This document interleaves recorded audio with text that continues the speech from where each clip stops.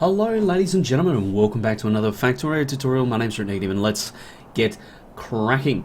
Today we're going to talk about these little green circles. Now this has possibly been a bit of an oversight by yours truly, that I haven't pointed this out before or ran through what it is they are and what it is they do. So on the map we've got these little green circles, and you'll notice that they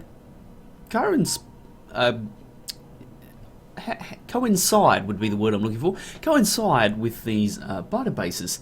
Now, the thing about the green circles is that they are the enemy expansion chunks. I'm in the map, so I can check where this attack is. Over here. These are the enemy expansion chunks. So what they are is these are the locations that enemy biters can go and spawn a new nest. So this is not a mod.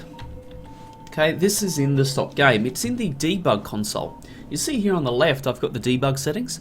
Now debug is under F4, and yeah, all we do is go to the always tab. Down here you can see we have enemy expansion chunks. So if I turn them off and on, you can see in the top right hand corner that they turn off and on.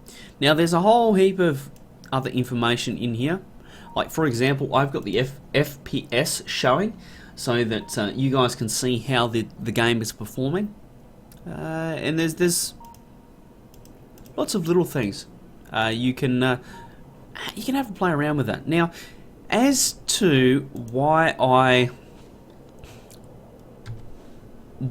use it, this is possibly the big thing. The debug console is cheating. Let's be fair, it is cheating. You're using something in the game that isn't necessarily available to the player. It's there for testing purposes only. However, we use it to exploit the biter mechanics, because you'll notice that if I scroll down here, for example, you'll notice that there are no green circles close to these stations. The reason is that I've managed to remove the expansion chunks all the way back here. You can see that there are 0 on this side. Now what this means is there are no places in between Iron Pax East and this biter base that these can expand into. The reason I do this is because it allows me to focus more upon different parts of the game. It allows me to focus upon presenting a good series. Because I've done a series previously where I've fought through biters. You guys can see that I can deal with biters, and as this isn't a hard mode, it's more aimed towards the factory side of things, with biters just being a minor hurdle. It means I don't have to grind for hours and hours and hours trying to fight off attacks and take territory. This way, by using these expansion chunks, I can just control where they can expand to, and steadily remove them from the map. Now what I'll do is I'll show you how all this works.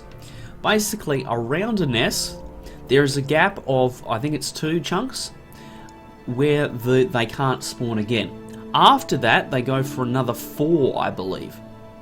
So it'll go 2 chunks and then out by 4, and that's the radius in which a new nest can spawn. You can see over here where a couple of nests combine, you end up with this a bit of a different thing. I've obviously victory polled over here so that it doesn't expand too far. You can see how it works. Okay, here's a good one. I know there's a biter nest there, just looking at this information, because you can see how it rings this nest quite nicely. And this is how it works. Now over here you can see that I've pushed them right back. Here's a nice one. You can see how they combine together, and you can get this kind of arc, this radius of where they can expand to. Okay, and this display gives you that information. Now let's go show you what victory polling is. Now I'll go up here. Victory polling, or using victory items, is where you actually take away the biter's ability to spawn in a particular spot. Now if you're, say, alright, I don't want to use the debug settings, I don't want to cheat, what I would suggest you do is that every time you kill a nest, you place down an item wherever you killed that nest. That'll give you a marginally same effect. It won't be exact. Now you'll notice that if I build, okay, that removes the enemy's ability to expand into that space. Now this is a 2x2 square. That's what this puts down. Okay, you can see that it's going 2x2 out from the point at which I put it down. So doing this, I could actually take away a nest's ability to expand, and that kind of protects myself in a proactive way. I don't have to deal with all these biter attacks. So you can see I've just taken away a whole heap of spawnability, so to speak. Okay. Now what I'll do is I'll just pick this one up because I want to show you what happens when you eliminate a nest. So let's spawn out some destroyers to give me a hand, because otherwise I'll get eaten alive, because there's behemoth biters on this map now. And we'll go with distractors. Oh, I walked straight into that. Oh, and I don't have my wolf fighting armor on. That is such a bad move. I have two sets of armor, one with shields in it, and one with one with lots of constructor bots. So this should allow me to deal with this biter nest. Now I want you to look at what happens when this final spawner goes down. There's another one here. So watch what happens here.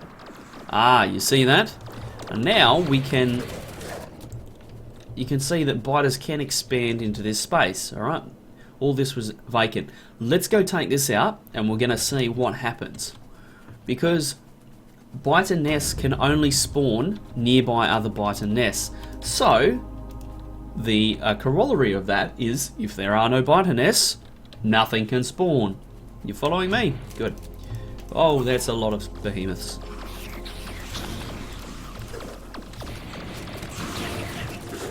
Now watch what happens when this final spawner goes down. You can see how that eliminated all that area. Let's just wipe these out. You can see how now we've eliminated this area. If I was to continue, go over here and take this one out, I may as well. I've got the bots deployed, so we'll head over there, and I can show you how taking out biter nests do affect the spawning of new nests.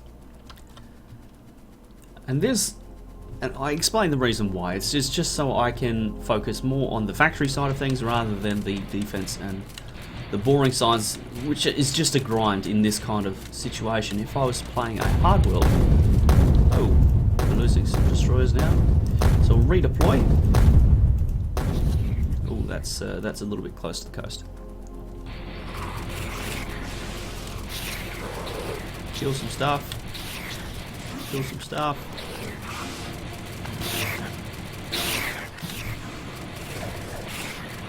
Okay.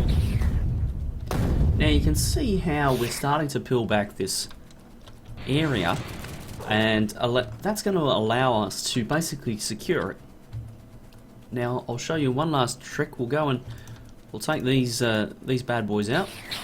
Oh, we're going to need a few more destroyers though.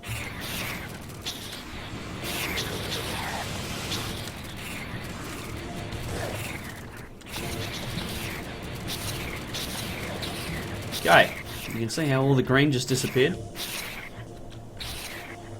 can see that right now the closest place is over here. Now let's go show the power of what we're talking about. So, things that we've covered so far.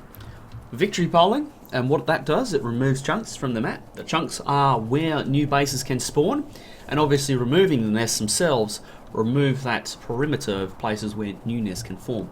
So you get this effect where if you don't deal with the biters, they can actually get out of control. Now I've got this here, and say I've had enough of fighting, but I want to control the perimeter. What I do, okay, is I will run along and I will victory pole the perimeter. What that does is that's going to prevent any new bases from spawning this way. Okay, they can go north if they want, but they're not going to come this way. There we go. We'll pick this one up. So you can see now, I know that these biters aren't actually going to come this way at all. Apologies about the explosions. It's downtown Baghdad. Yeah.